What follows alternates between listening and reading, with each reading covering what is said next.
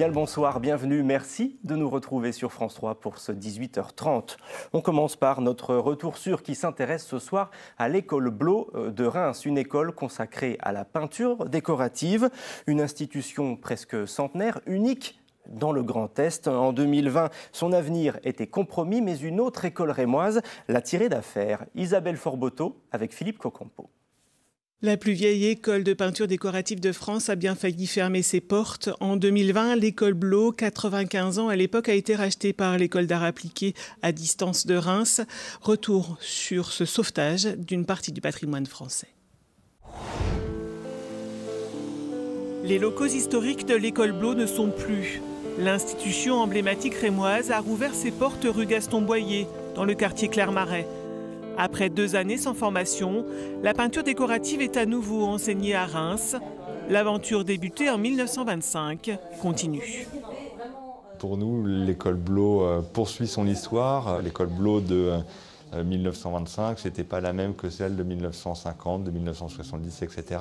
Donc en effet, en 2021, c'est à la fois la même, mais à la fois une nouvelle école Blot qui apparaît.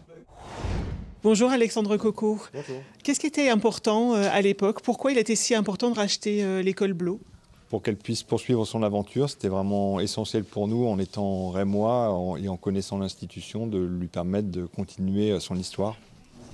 Aujourd'hui, quelques années après le rachat, où en est l'école? On est très heureux déjà d'avoir pu la relancer dans une période de Covid qui n'était pas évidente, en accueillant des premiers élèves dès l'année 2021. Et puis en accueillant plusieurs sessions ensuite depuis cette année-là. On est là sur un rythme à peu près de 80 élèves par an que l'on accueille au sein de l'école. Qu'est-ce qui a changé depuis le rachat? Vous avez ouvert d'autres choses dans cette école? Oui, le cœur historique de l'école reste la peinture décorative. On voit des élèves autour de nous qui apprennent cette discipline. Et on a enrichi ce cursus-là avec la décoration d'intérieur et la préparation artistique. On est très content d'avoir pu poursuivre l'aventure avec 2 enseignants historiques de l'école, auxquels sont venus s'ajouter d'autres personnes venues de l'extérieur, qui sont tous des professionnels également des arts appliqués. Merci à vous. On va rencontrer d'ailleurs ces enseignants. Ce sont eux qui font la richesse de cette école. On va les écouter. J'enseigne depuis longtemps et c'est toujours quelque chose qui me faisait rêver, faut pas exagérer, mais bon, qui m'enthousiasmait beaucoup l'idée d'enseigner en prépa, parce qu'on est vraiment dans une étape intéressante où les élèves n'ont pas encore forcément un univers qui est vraiment affirmé et ont besoin de découvrir tout un panel de techniques, d'approches, de développer leur culture visuelle aussi. Donc ce qui permet un enseignement qui est extrêmement varié. Et puis en prépa, on est aussi sur quelque chose où on s'adapte vraiment au maximum aux besoins des élèves, vers quoi ils veulent aller pour leur avenir. C'est indispensable à ma vie déjà, l'enseignement à l'école Blot. Et puis oui, le partage de ce savoir-faire, de ces compétences. On leur montre l'art du faux. Donc on travaille par démonstration. Ils réalisent leurs panneaux. On leur montre des gestes qui sont techniques, à eux de les reproduire. Faux marbre, trompe-l'œil, fausse moulure, paysage, dorure, pochoir, drapé, faux bois, faux marbre, parce que c'est indispensable à notre métier. Mais après, on essaie d'élargir le champ des possibles de façon à ce que quand on quitte la formation, on soit capable de tout imiter. La vieille dame a retrouvé une seconde jeunesse. L'école Blot fêtera ses 100 ans en 2025. Et en 98 ans, on s'en doute, cette école a formé des centaines d'élèves. Parmi les derniers sortis, il y a notre invité de ce soir, c'est vous, Clément Godon, bonsoir. Bonsoir. Vous avez suivi une formation de décorateur d'intérieur l'année dernière, dans le cadre d'une reconversion. Alors qu'est-ce qui vous a motivé finalement à pousser les portes de l'école Blot?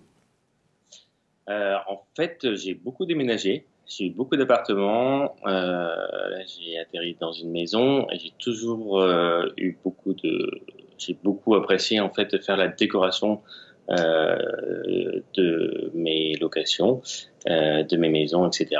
Et en fait, je me suis dit que pour moi, particulièrement, j'avais envie d'avoir un intérieur à la base waouh. Donc je me suis dit pourquoi pas faire une formation de décorateur d'intérieur.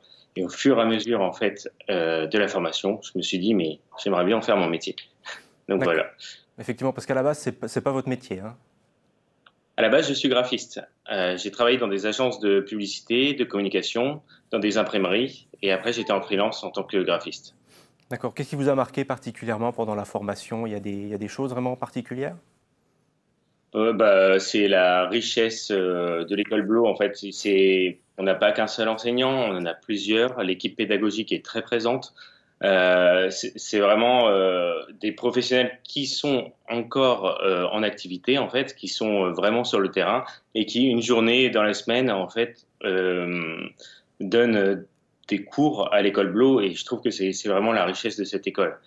Donc aujourd'hui, votre activité, vous êtes décorateur d'intérieur, vous intervenez auprès de qui, globalement? Alors, professionnel, j'ai des restaurateurs. J'ai refait un restaurant à Reims, au niveau du Boulingrin. J'ai aussi comme vous voyez sur les images, là, c'est pour des agents immobiliers. Donc, en fait, c'est des agents immobiliers qui veulent faire rêver leurs clients quand les appartements ne sont pas forcément au goût du jour, ou ça c'est le restaurant, ou qui sont pas forcément en état nickel, où il y a beaucoup de travaux à faire. En fait, les images photoréalistes ou les vidéos permettent vraiment de projeter le client et donc souvent de déclencher une vente. Et brièvement, il y a l'actualité qui vous a rattrapé aussi, il y a le Covid qui a un peu transformé tout ça rapidement? Il y a le Covid qui a transformé tout ça parce que, en fait, les particuliers sont de plus en plus chez eux avec le télétravail. Donc, les personnes aiment aménager un coin chez eux pour avoir un bureau, par exemple, une pièce qu'ils n'avaient pas forcément à la base, et ils veulent réorganiser un peu l'agencement de leur maison. Un bureau donc, pour le télétravail, donc c'est ça, très bien. Merci Clément Godon pour toutes ces précisions.